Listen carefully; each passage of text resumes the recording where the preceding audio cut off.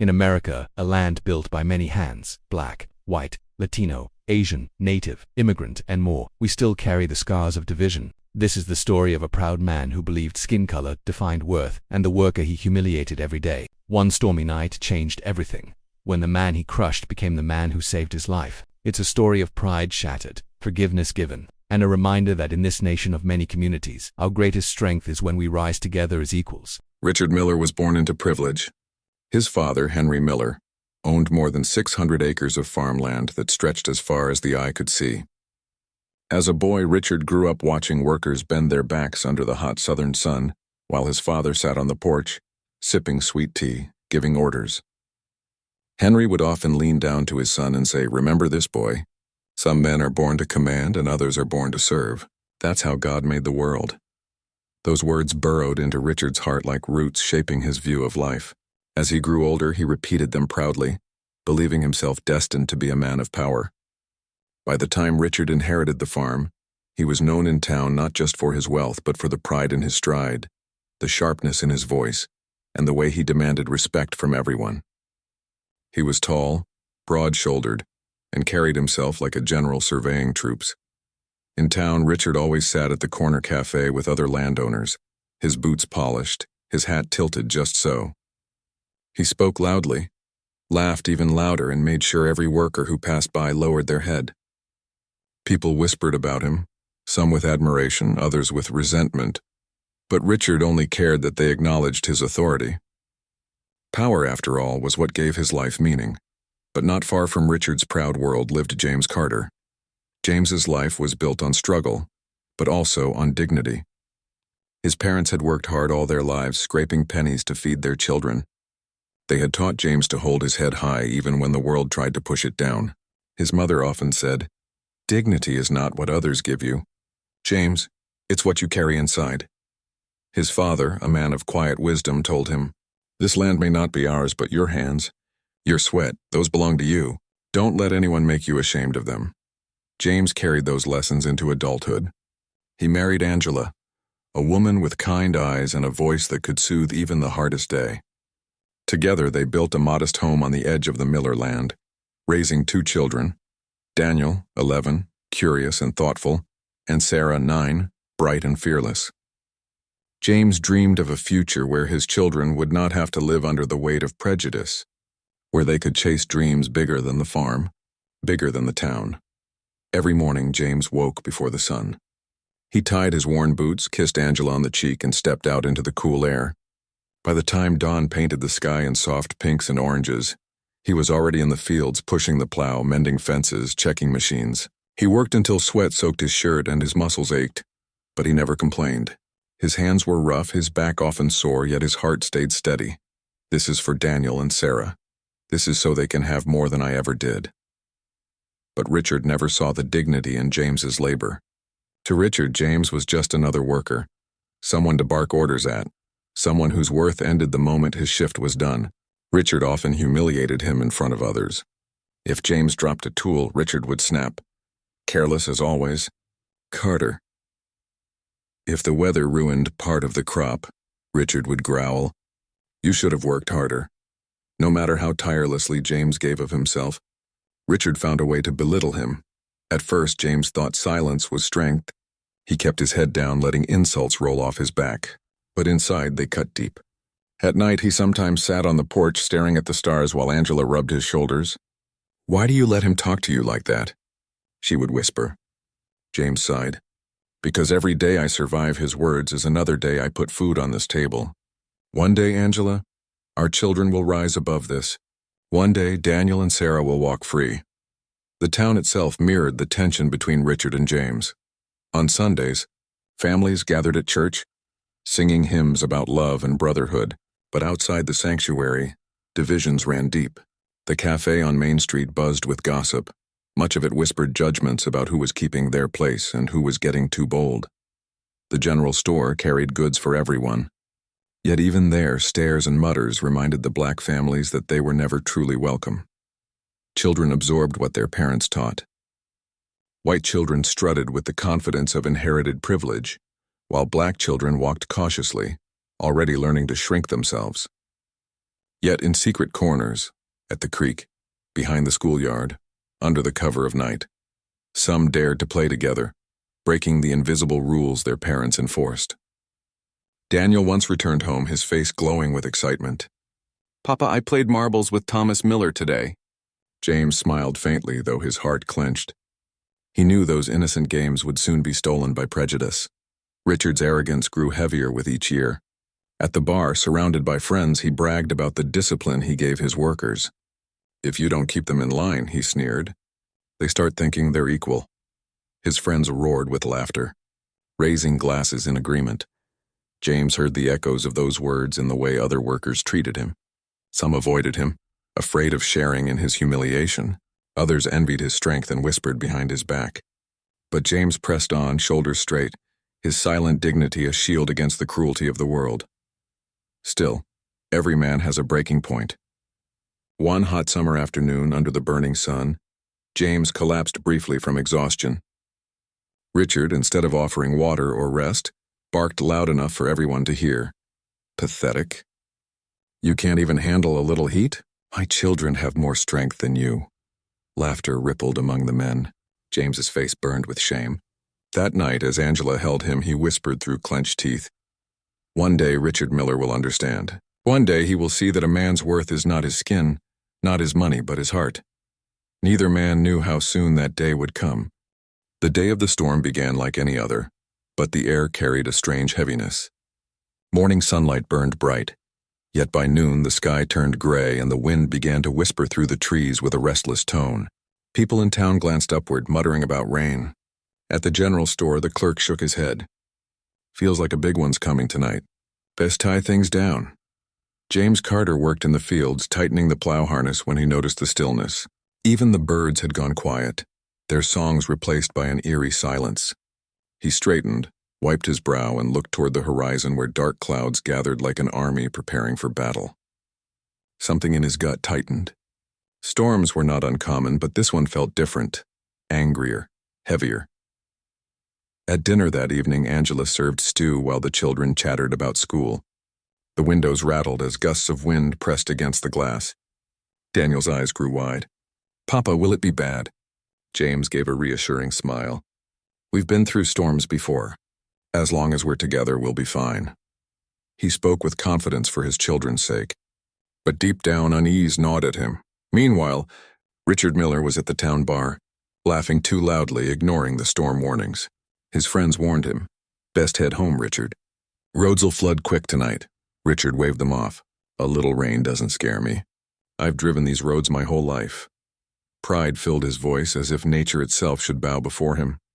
By the time he staggered to his truck, the sky had opened up. Rain hammered the earth, washing dust into rivers across the road. Thunder cracked like cannon fire and lightning split the heavens. Richard cursed, gripping the wheel tighter, pushing the old pickup faster through the storm. "Damn weather," he muttered, as if the storm itself were his enemy. The road near the Carter home wound dangerously close to a ditch. Rain had turned the dirt into slick mud, and water pooled in deep ruts. Richard's headlights flickered against the downpour. His tires slipped once, twice, then with a violent jolt the truck skidded sideways. Richard yanked the wheel, but it was too late. The vehicle slammed into the ditch, crashing against a fallen tree with a sickening crunch. Glass shattered. Metal twisted. Then silence except for the pounding rain. Richard groaned, pain searing through his chest. His leg was pinned beneath the dashboard, blood trickling from his forehead. He tried to move, but the weight of twisted metal held him captive. Panic clawed at his throat. For the first time in years, Richard Miller felt utterly powerless. Not far away, James had stepped onto his porch, lantern in hand, surveying the storm's fury.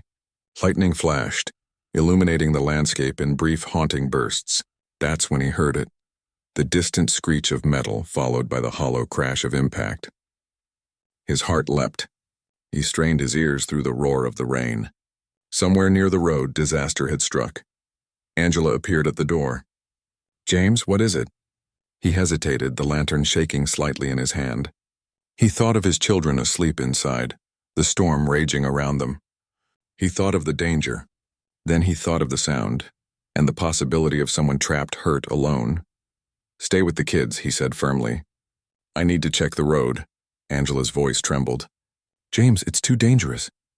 But James was already pulling his coat tight, lantern swinging as he plunged into the storm. Mud splashed beneath his boots, rain stung his skin, but he pressed forward.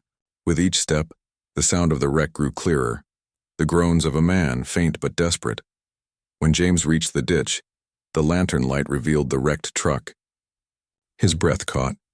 Through the shattered window, he saw the face of the man pinned inside. Richard Miller. For a moment, James froze. Memories rushed back.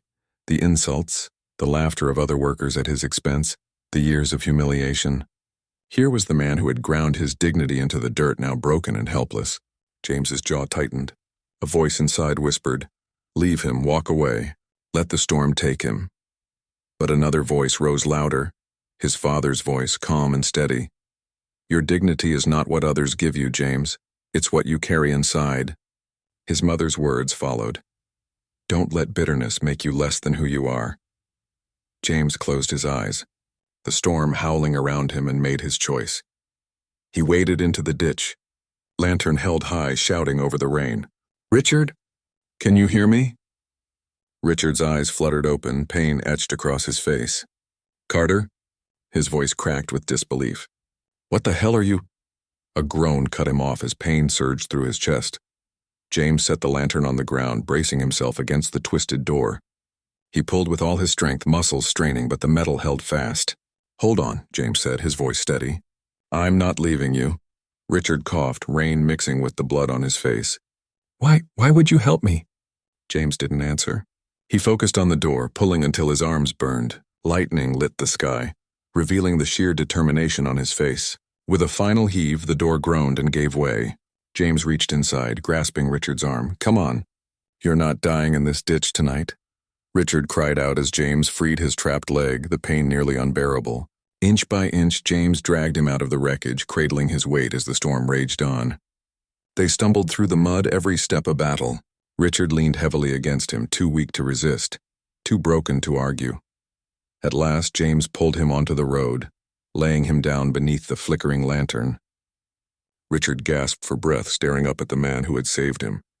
For the first time, his proud eyes held something new. Confusion, vulnerability, and a dawning realization. James knelt beside him, drenched and exhausted, but unshaken. "You're alive," he said simply. "That's what matters." In the distance, Angela appeared with Daniel, both holding extra lanterns. She gasped at the sight of Richard, battered and broken, lying in the mud. Without hesitation, she called to James, and together they began the long, slow task of carrying Richard toward the Carter home. As the storm thundered above, Richard Miller, the man who once looked down on James Carter as nothing more than a servant, was carried to safety in the arms of the very family he had scorned. And in that moment, under the unrelenting rain, something deep within Richard's proud heart began to crack. When Richard Miller opened his eyes, the world around him was blurred by white light and the steady beep of a machine. For a moment he thought he had awakened from a nightmare, until the sharp pain in his chest reminded him it was no dream. He tried to sit up, but a firm hand pressed gently against his shoulder. "Don't move too fast," a nurse said softly. "You've been through hell, Mr. Miller." Richard blinked, confusion clouding his mind. The last thing he remembered was the storm, the crash, and then... "James," he swallowed hard. "Where am I?" "County Hospital," the nurse replied. "You're lucky to be alive. A man named James Carter found you." "If he hadn't pulled you out when he did..." She let the thought trail off. Richard closed his eyes. The name hit him harder than the pain in his ribs. James Carter. The man he had mocked, belittled, treated like dirt. That same man had carried him out of the wreckage. Shame flushed his cheeks, though he turned his face away, unwilling to let the nurse see. Days passed slowly. Each morning brought the same routine. Nurses adjusting his bandages, doctors checking his leg, the hiss of oxygen near his bed.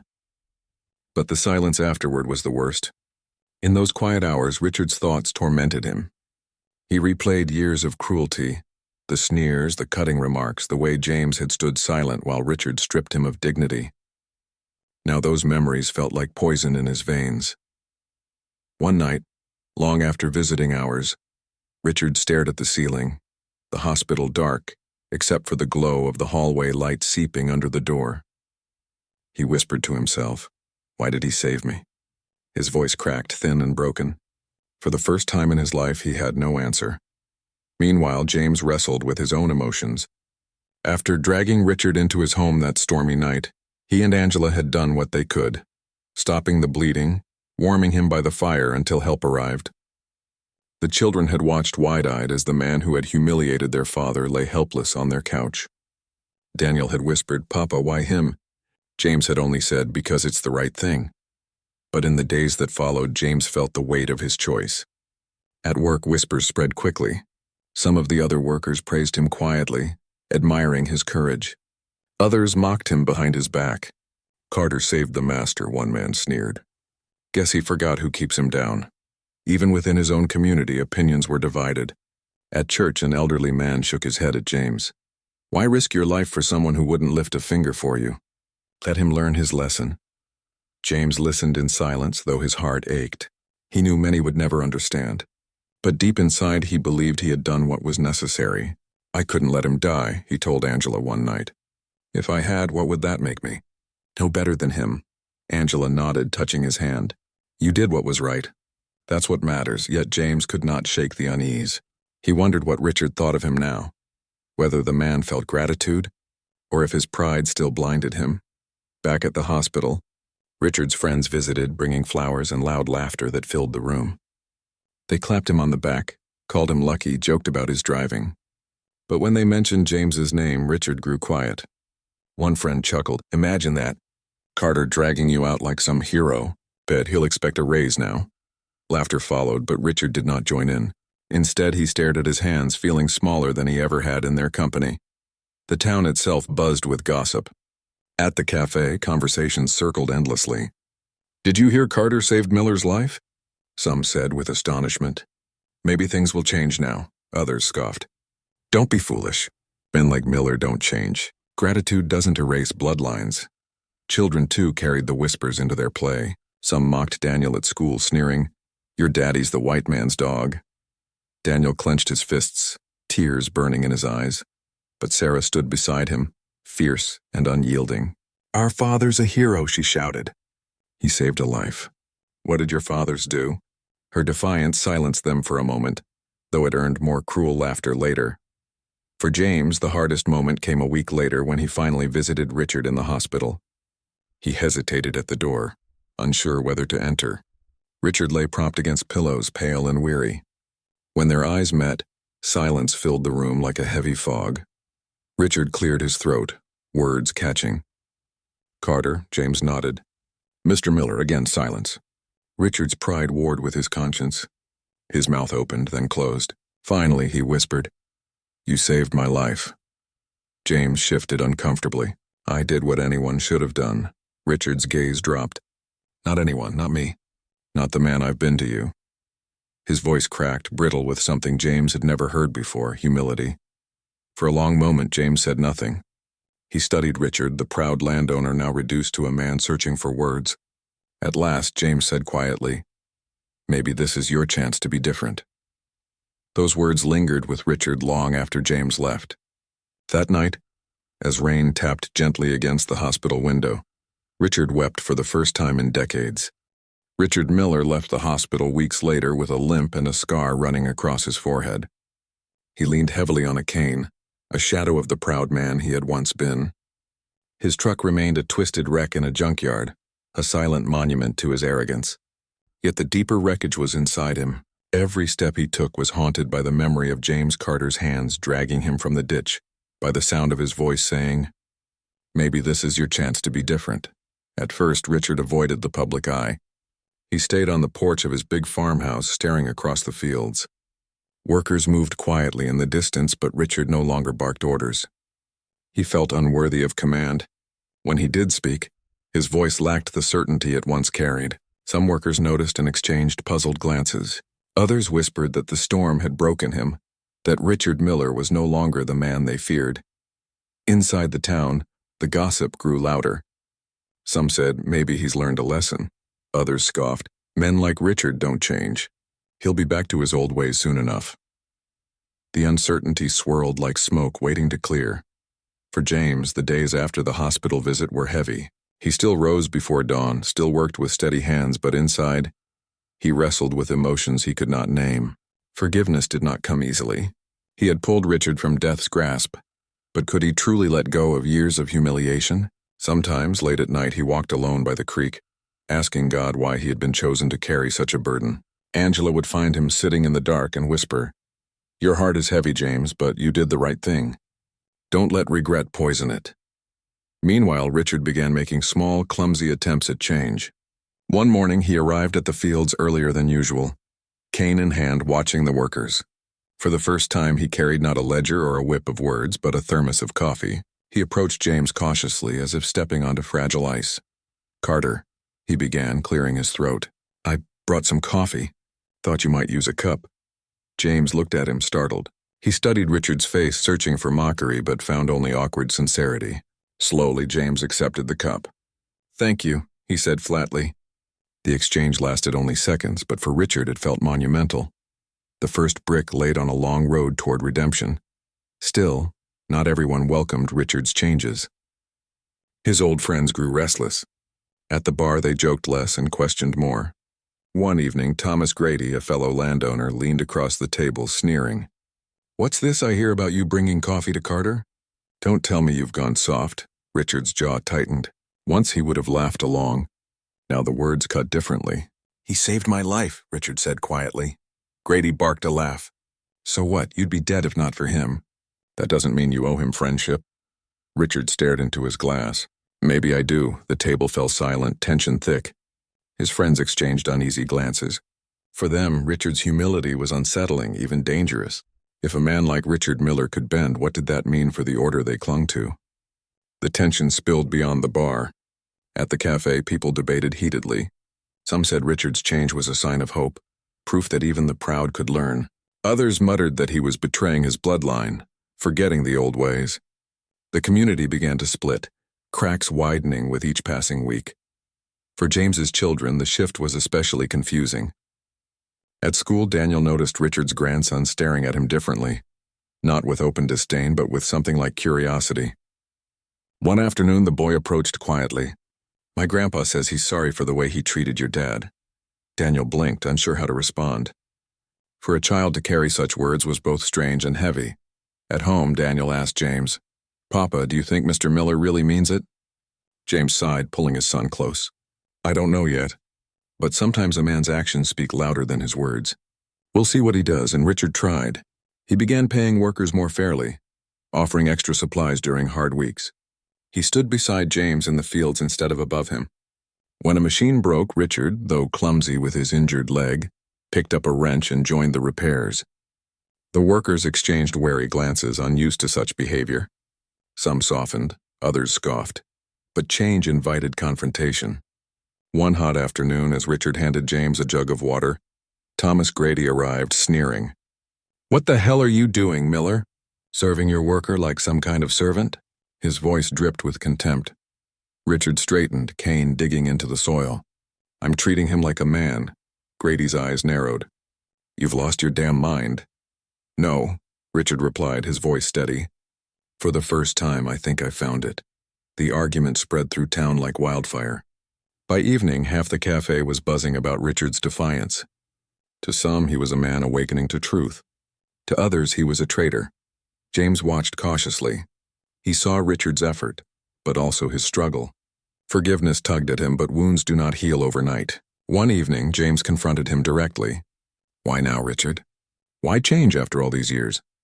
Richard's eyes glistened with raw honesty. "Because when I was trapped in that truck, I thought I was done. I thought the last thing I'd see was darkness. And then I saw you, the man I'd wronged the most, and pulling me out. I realized I've been blind all my life. I don't deserve your forgiveness, James, but I want to try and be worthy of it." James looked at him long and hard, his chest heavy with unspoken pain. Finally, he said, "Words are easy, Richard. Show me with your life." The challenge hung between them, heavy but hopeful. As weeks turned into months, the town braced itself for a reckoning. The old order was being tested, and in the quiet corners of homes and churches, people whispered questions they had never dared ask before.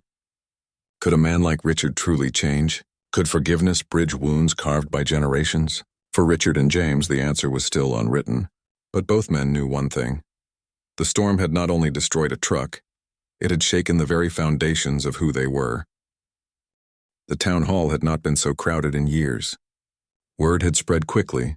Richard Miller was going to speak.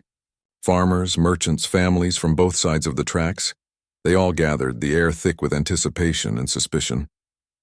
Some came out of curiosity, others out of anger, and still others out of fragile hope. James Carter sat quietly near the back with Angela, Daniel, and Sarah at his side. He had not been eager to attend, but Angela had insisted. "This isn't just his story anymore," she said. "It's ours too."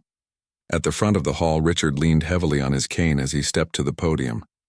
He looked out across the sea of faces. Men who had once cheered him at the bar, women who had whispered behind hands about his arrogance, and workers who had bowed their heads in his shadow. Now all eyes were on him, waiting. He cleared his throat, voice trembling at first. "Most of you know me. You know the man I've been for years, proud, harsh, cruel even. I thought that was strength. I thought respect came from fear." His gaze dropped, shame darkening his face. "But I was wrong. The truth is I was blind." Murmurs rippled through the crowd. Richard tightened his grip on the podium. "A storm nearly took my life. And the man who saved me, the man I least deserved help from, was James Carter. A man I humiliated, belittled, and broke in ways I can't take back. He had every reason to leave me there in that ditch. But he didn't. He chose mercy. He chose dignity. And because of him, I stand here alive." The room grew still. Some leaned forward, straining to hear. Others crossed their arms, skeptical. "I can't change the past," Richard continued, voice steadier now. "But I can change the man I choose to be from this day forward. I will not lead through fear. I will not measure worth by color or status. I will stand beside men like James, not above them." A sharp voice cut through the silence. Thomas Grady rose from his seat, face flushed with anger. "This is madness. You'd throw away generations of order because one man pulled you out of a ditch. You dishonor your family, Richard. You dishonor all of us." The room erupted with murmurs. Some nodded with Grady, others shook their heads. Richard straightened, eyes locking on his old friend. "No, Thomas. I dishonored myself long before that storm. James Carter showed me what honor truly is. You call it weakness, I call it strength," Grady sneered. "You've gone soft." Richard's voice grew firm, carrying through the hall. "No, I've grown human." The crowd hushed. In the back, Sarah Carter, her small hands clenched, suddenly stood. Her voice, clear and strong for a child, rang out. "My father is not weak. He's the bravest man I know. He saved Mr. Miller's life because that's what good people do." Gasps swept the hall as all eyes turned toward the young girl. Angela pulled her close, but Sarah stood tall. Daniel rose beside her, his voice shaking but determined. "Our father taught us that dignity means never letting hate decide who we are. That's why he saved him. That's why he's strong." Richard's throat tightened, tears pricking his eyes. For the first time, he saw not only James's dignity, but the legacy it carried through his children. The room fell into a tense silence. Slowly, James stood, his broad shoulders steady, his eyes fixed on Richard. The two men held each other's gaze across the hall. Richard's lip trembled as he spoke, not to the crowd now, but to James alone. "I was wrong. About you. About everything. I can't erase the pain I caused, but I beg your forgiveness. Not because I deserve it, but because I want to live a life worthy of the mercy you gave me." The crowd held its breath. James stepped forward, his boots echoing against the wooden floor. He stopped a few feet from Richard, the air electric between them. For a long moment he said nothing. Then slowly he extended his hand. "Forgiveness isn't given because it's earned, Richard. It's given because it's the only way forward." A murmur of astonishment swept through the hall.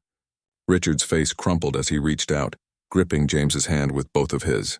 Tears streaked down his weathered cheeks. For the first time in memory, Richard Miller bowed his head. The crowd erupted in mixed voices, and some clapping, some protesting, some stunned into silence. But in that moment, the tide of the town had shifted. Something unthinkable had happened. A proud man had bent, and a wounded man had lifted him up.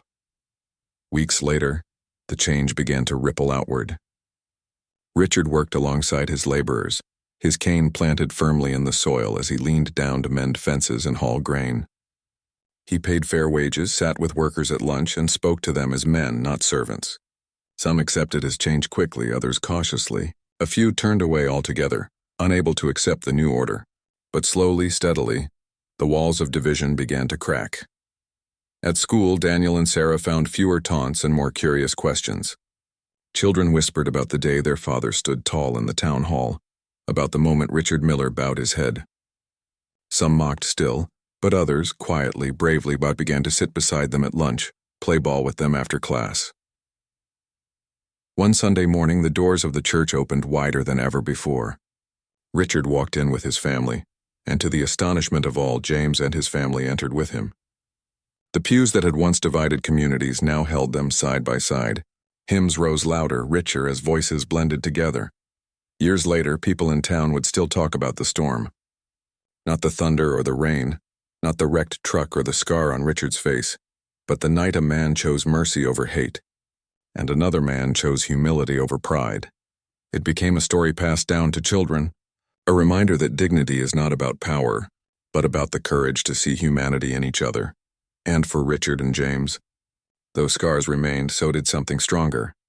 A bond forged not in the ease of friendship, but in the fire of forgiveness. In the end, this was never just about Richard Miller and James Carter.